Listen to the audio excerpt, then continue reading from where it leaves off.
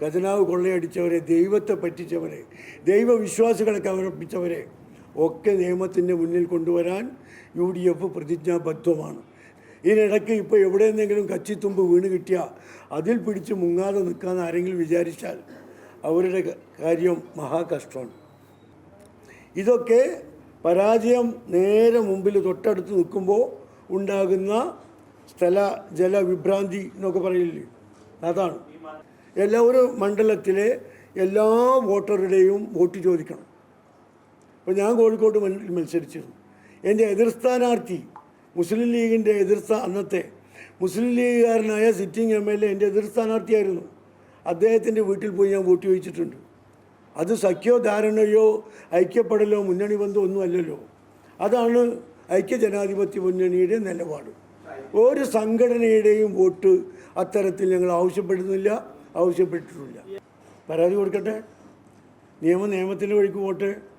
പക്ഷേ കാഫിർ സ്ക്രീൻഷോട്ട് നിന്ന പോലെ നിൽക്കരുത്. കാഫിർ സ്ക്രീൻഷോട്ട് ഷാഫിയുടെ വിജയം ഉറപ്പായപ്പോൾ വന്നതാണ്. അതിനെക്കുറിച്ച് അന്വേഷണം നടത്തി സൈബർ സഖാക്കളെ മുഴുവൻ തിരിച്ചറിഞ്ഞു. അതിൻ്റെ ഉറവിടത്തിലേക്ക് ചെന്നപ്പോൾ വലിയ ഇടതുപക്ഷത്തിൻ്റെ നേതാക്കന്മാരിലേക്കാണ്, അവരുടെ കുടുംബങ്ങളിലേക്കാണ് എന്ന് മനസ്സിലായപ്പോൾ അന്വേഷണം നിന്നു. അതുപോലെ ഈ സ്ഥാനാർത്ഥിയുടെ ഇടതുമുന്നണിയുടെ സംസ്ഥാന കൺവീനറാണ്, 3 തവണ അവിടെ MLA ആയ വ്യക്തിയാണ്. പരാജയം കൺമുമ്പിൽ കണ്ടപ്പോൾ വിഭ്രാന്തി ഉണ്ടായിട്ടുണ്ടാകാം. അതിൻ്റെ ഫലമായി വന്ന വ്യാജ ജാതീയമായ വംശീയമായ ആരോപണങ്ങൾക്കെതിരെ ഞങ്ങൾ പരാതി കൊടുത്തിട്ടുണ്ട്. ആ പരാതി അന്വേഷിക്കട്ടെ നീതിപൂർവ്വം. ഇല്ലെങ്കിൽ 2 മാസം കഴിഞ്ഞാൽ ബുദ്ധിമുട്ടേണ്ട, ഞങ്ങൾ അന്വേഷിച്ചോളാം. ഏതായിരുന്നാലും ഈ കുറ്റവാളികളെ മുഴുവൻ നിയമത്തിൻ്റെ മുമ്പിൽ കൊണ്ടുവരണം എന്ന് തന്നെയാണ് ഞങ്ങൾ പറയുന്നത്. അതിന് പകരം വെക്കാൻ വ്യാജ ആരോപണങ്ങൾ ഉണ്ടാക്കി ഫാത്തിമ തഹ്ലിയയുടെ പേരിൽ ആരോപണം കൊടുത്ത് നടക്കുന്നുണ്ട്. അന്വേഷിച്ചോട്ടെ, ഞങ്ങൾക്ക് യാതൊരു പേടിയില്ല. ഇടതുപക്ഷത്തെ പോലെ ഞങ്ങൾക്ക് അന്വേഷണത്തെ ഭയപ്പെടുന്നില്ല. എല്ലാ അന്വേഷണങ്ങളും നിന്നല്ലോ. ശബരിമല സ്വർണ്ണക്കൊള്ളയടക്കം SIT എവിടെയപ്പോൾ അവിടേക്ക് എത്തുമ്പോൾ, ഏറ്റവും മുകളിലേക്ക് എത്തുമ്പോൾ ഇതൊക്കെ സ്വാഭാവികമായി നിന്നു പോവുകയാണ്. ആ നൃത്തത്തിന് കുറച്ച് ദിവസമേ ബാക്കിയുള്ളൂ. തുടരും. കള്ളന്മാരെ കണ്ടുപിടിക്കും. ഖജനാവ് കൊള്ളയടിച്ചവരെ, ദൈവത്തെ പറ്റിച്ചവരെ, ദൈവവിശ്വാസികളെ കവർപ്പിച്ചവരെ ഒക്കെ നിയമത്തിൻ്റെ മുന്നിൽ കൊണ്ടുവരാൻ UDF പ്രതിജ്ഞാബദ്ധമാണ്. നീതിപൂർവമായ ഒരു ഭരണമാണ് UDF നിങ്ങളുടെ മുമ്പിൽ, ജനങ്ങളുടെ മുമ്പിൽ വെക്കുന്നത്. ഇതുപോലുള്ള കള്ള പരാതികൾ തിരിച്ചറിയാനും യഥാർത്ഥ കുറ്റവാളികളെ നിയമത്തിൻ്റെ മുമ്പിൽ കൊണ്ടുവരാനും ഞങ്ങൾക്ക് സാധിക്കും എന്നു തന്നെയാണ് ഞങ്ങളുടെ ഉറപ്പ്.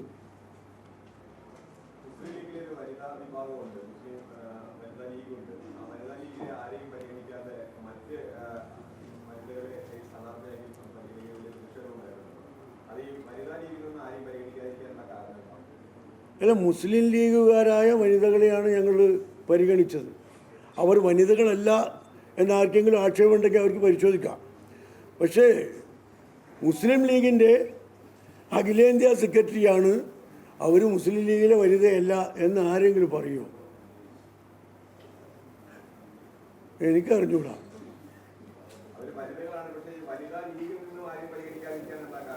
ഇപ്പോൾ ഞങ്ങൾ യൂത്ത് ലീഗിൻ്റെ സെക്രട്ടറിക്ക് സ്ഥാനത്ത് കൊടുത്ത ആൾ യൂത്ത് ലീഗല്ല എന്ന് പറഞ്ഞാൽ ഞങ്ങളെന്താ ചെയ്യുക?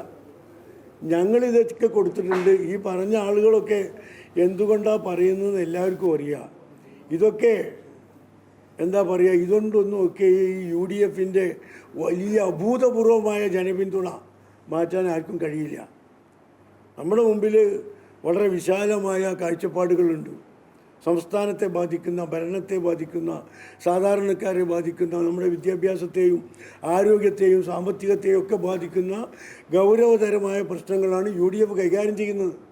ഇതിനിടയ്ക്ക് ഇപ്പോൾ എവിടെയെന്നെങ്കിലും കച്ചിത്തുമ്പ് വീണ് കിട്ടിയാൽ അതിൽ പിടിച്ച് മുങ്ങാതെ നിൽക്കാമെന്ന് ആരെങ്കിലും വിചാരിച്ചാൽ അവരുടെ കാര്യം മഹാകഷ്ടമാണ്.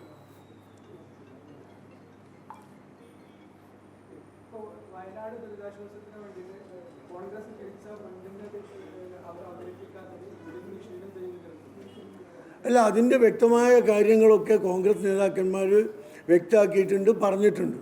കൂടുതൽ അവരുടെ നേതാക്കന്മാർ ഇവിടെ വരുമ്പോൾ നിങ്ങൾ ചോദിച്ചാൽ നിങ്ങൾക്കത് ബോധ്യമാവുമെന്നാണ് എൻ്റെ വിശ്വാസം.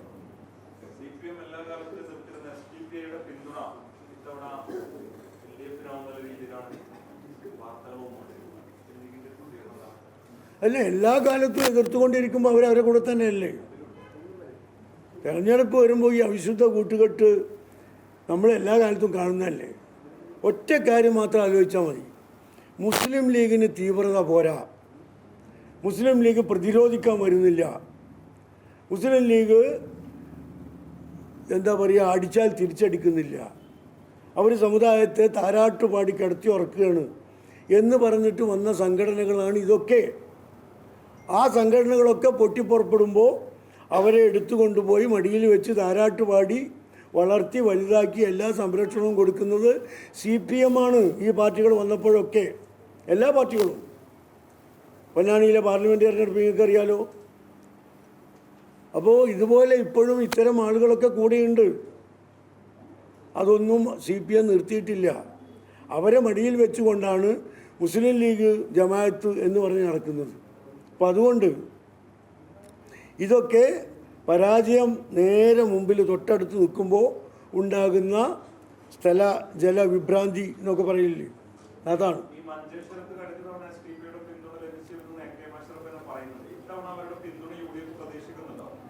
ഞങ്ങൾ പറഞ്ഞു, ഞങ്ങളുടെ നയം വളരെ ക്ലിയറാണ്.